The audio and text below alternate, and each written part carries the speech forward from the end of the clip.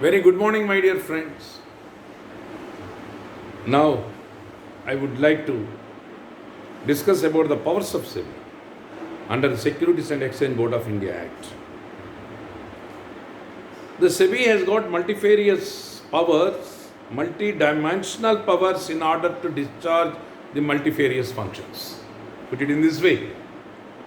Then the powers of SEBI are enumerated under various provisions.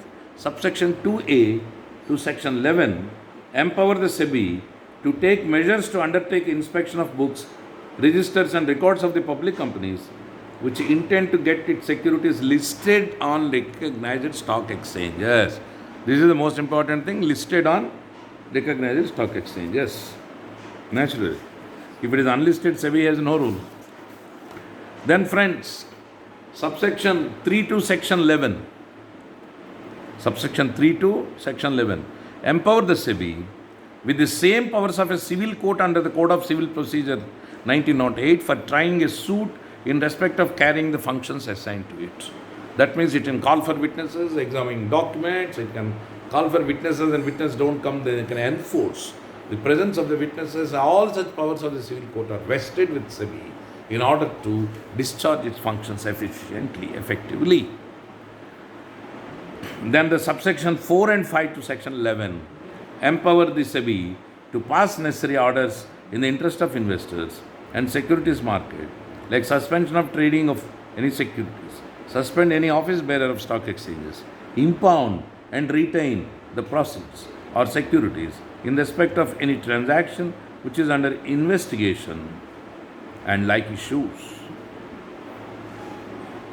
So it has got, as I told you, multi-dimensional powers.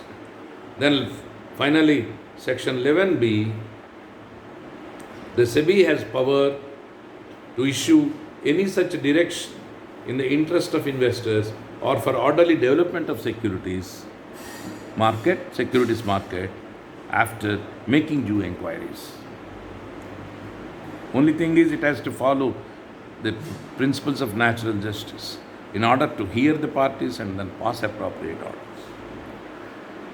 Then, with regard to the powers of SEBI, dear friends, I would like to draw your attention to section 11C of the SEBI Act, which provides for a detailed investigation procedure, and SEBI is empowered to do so.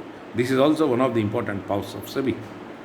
Where the SEBI has a reasonable ground to believe that the transaction in securities are being dealt with in a manner detrimental to the investors' interest or the securities market as such, or any intermediary or any person associated with the securities market has violated any of the provisions of the Act or the rules and the regulations made thereon or directions issued thereon, then it may at any time give an order in writing, direct the investigating authority attached to SEBI to, in fact, conduct an investigation and then the affairs of such intermediary or persons and then take appropriate action later on.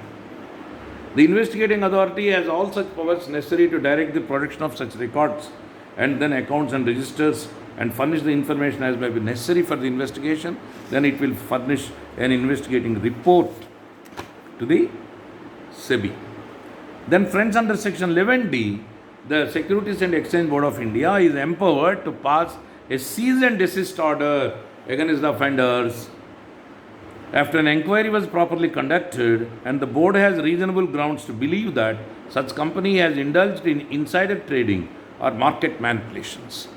So insider trading is a very draconian law here, and then it's a very heinous act, and definitely the offenders would be punished, in fact, without any mercy. So insider trading was dealt with under, insider trading is dealt with under sections 12A and 15G of the SEBI Act.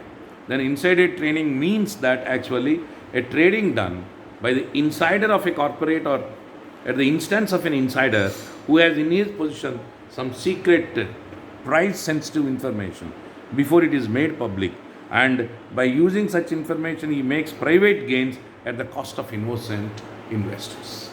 Ultimately, he will make a wrongful gain and investors are the victims. So the SEBI is empowered to investigate and take drastic action against this particular in fact, bad practice. So the students are, in fact, advised to study thoroughly these provisions I referred to with regard to the powers of SEBI. And then, with this background, we conclude our discussion on the powers of SEBI. Then, friends, we will have to discuss further the subject matters pertaining to the penalties. Once there is a violation, in fact, what would be the penalty? It is a totally different question. The question could be on the penalties. If the powers are asked, you have to revert to only powers only. In fact, functions are asked, I have narrated all the functions you had to write. If powers are asked, you have to start with 2a, subsection 2a to 11. 11 2a, then 11,